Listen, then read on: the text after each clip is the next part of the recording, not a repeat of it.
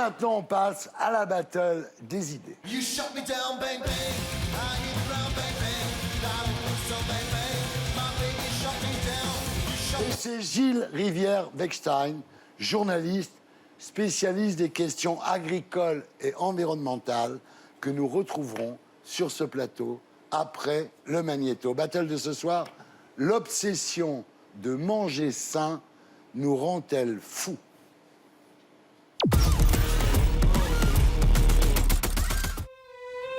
En France, on est devenu complètement parano avec la bouffe. En 2013, c'était le cheval roumain dans les lasagnes. L'an dernier, les œufs contaminés au fipronil. Et voilà que cette année, ce sont des salmonelles dans le lait pour bébé. Résultat, 8 Français sur 10 pensent que leurs aliments quotidiens représentent un risque pour leur santé.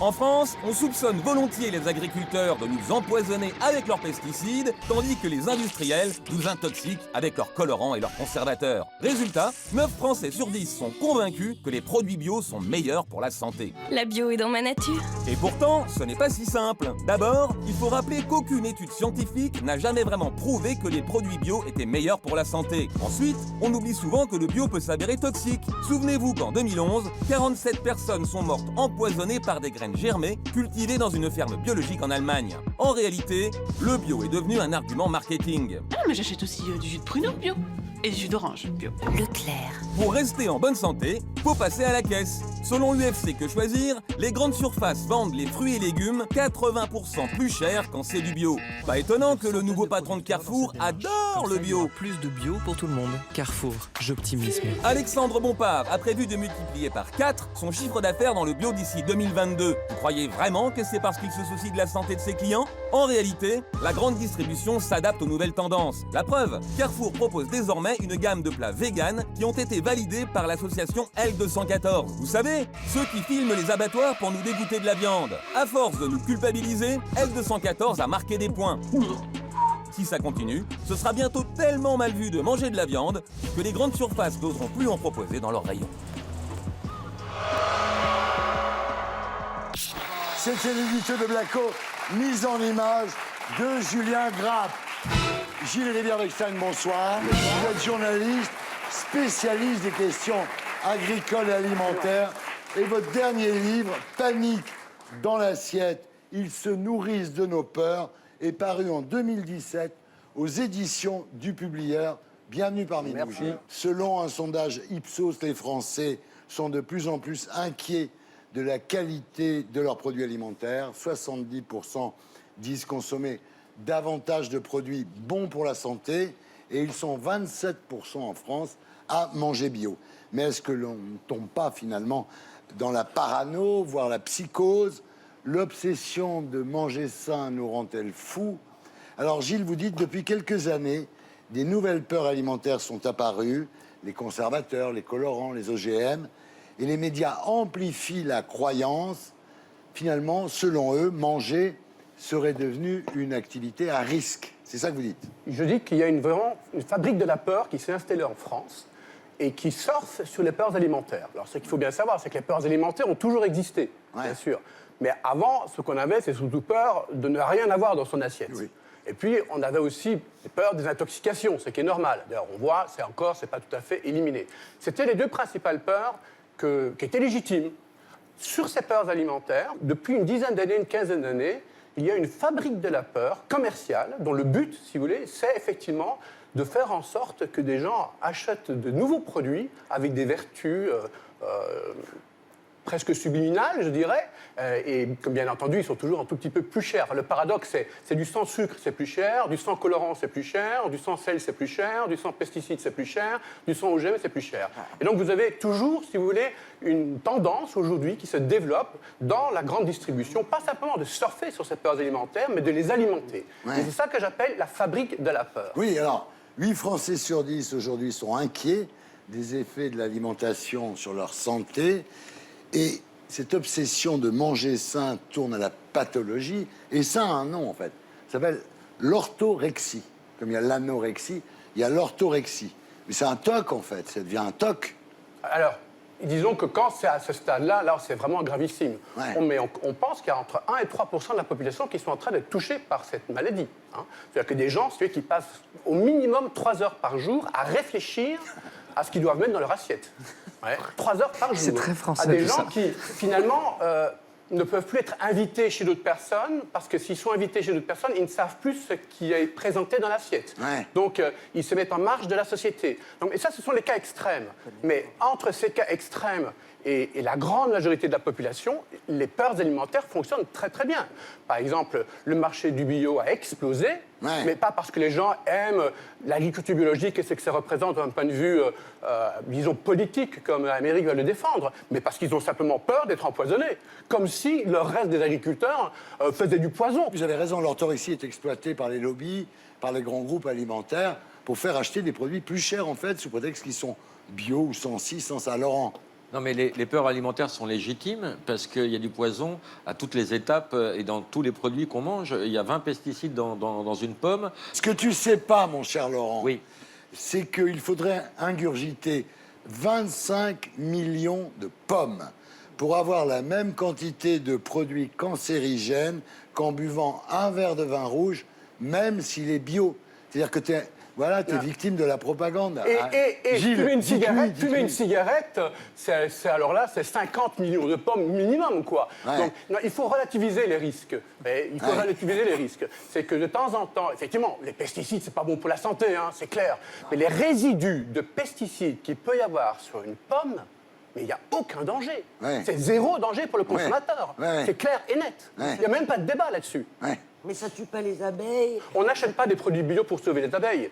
On achète du produit bio parce qu'on a peur pour sa santé. Oui, non, mais ils C'est nous font clair. peur, mais bien sûr. 80% des gens qui vous disent j'achète des produits bio, c'est parce que c'est meilleur pour leur santé. Mais Alors, c'est faux. Ce que vous dites, c'est qu'il y a un nouveau territoire d'image, en fait, qui est le naturel, le sans. Alors, sans gluten, sans colorant, sans sucre, sans pesticides, sans conservateurs, sans lactose, sans OGM. En fait, par exemple, le gluten. En France, il y a 1% des gens qui font une allergie au gluten. Et il y a 5 millions de connards qui bouffent sans gluten.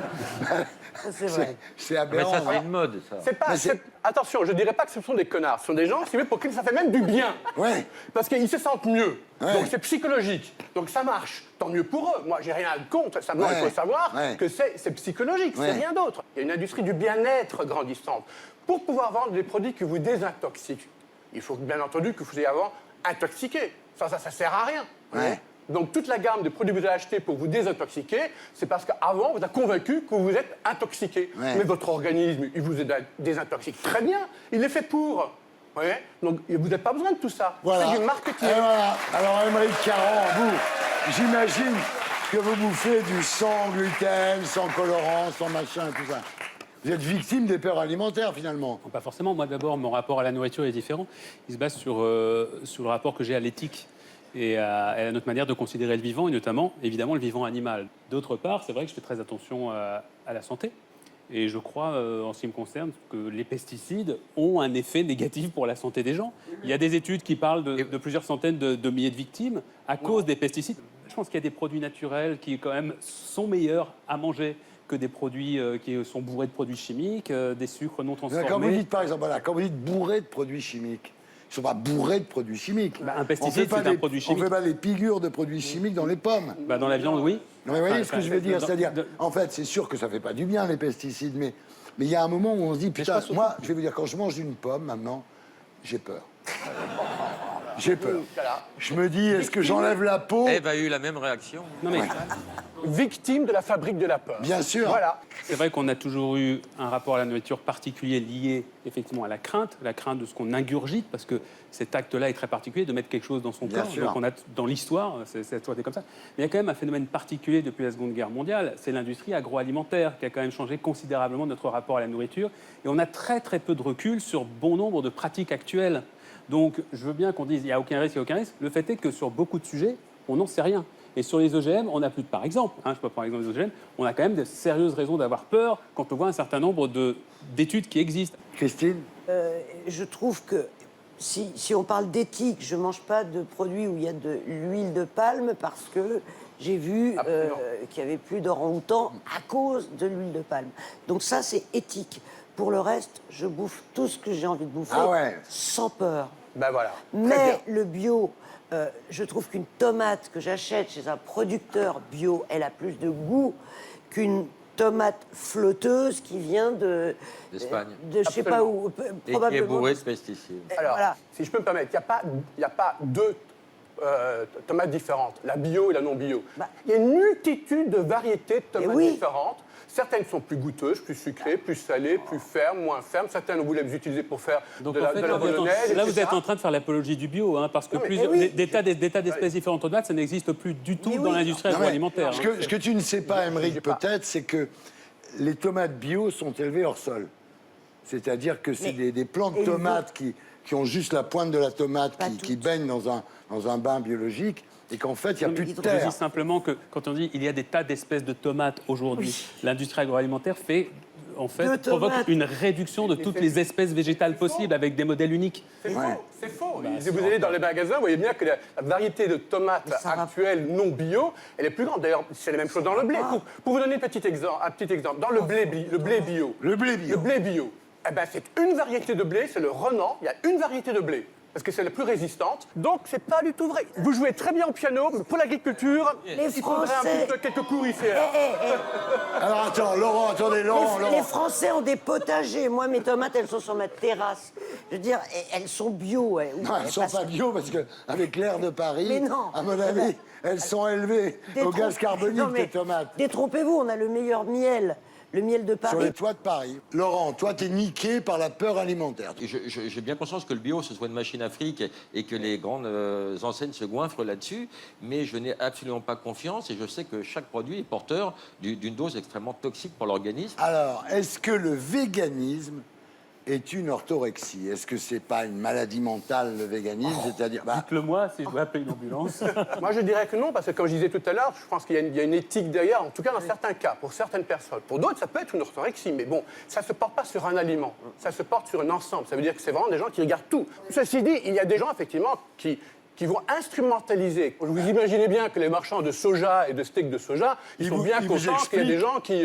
bien entendu. voilà, hein, Alors, qui- justement, Émeric Caron, pour convertir les gens au véganisme, dit la viande tue. La viande tue deux fois. Elle tue l'animal et elle vous tue vous.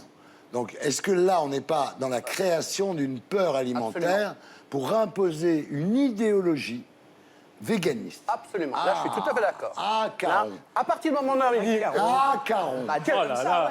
Est-ce que tu n'es pas en train d'imposer... Quel coup bas, je ne m'y attendais pas. Vous faites référence à des études extrêmement sérieuses, pour le coup, qui ont simplement montré et prouvé que l'excès de viande rouge notamment, favorisait les maladies cardiovasculaires, un certain oui. nombre de cancers, ce genre de choses. Fin 2017, des chercheurs de l'université de Bristol, en Angleterre, ont vérifié qu'il y avait un risque de dépression, de déprime, 2 fois plus élevé chez les végétariens Bah, il le prouve, hein. à cause de carences, non, à cause de carences en vitamines et en minéraux. Voilà. Donc moi, je veux bien bouffer vegan, mais si je devais devenir encore plus triste, ça va être terrible.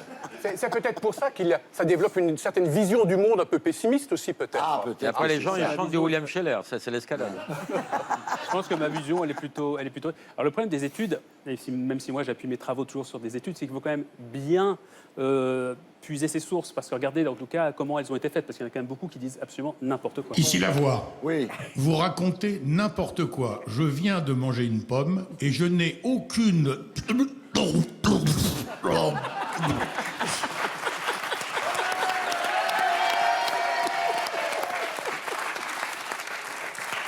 Gilles Rivière-Bechtel, merci d'avoir été avec nous.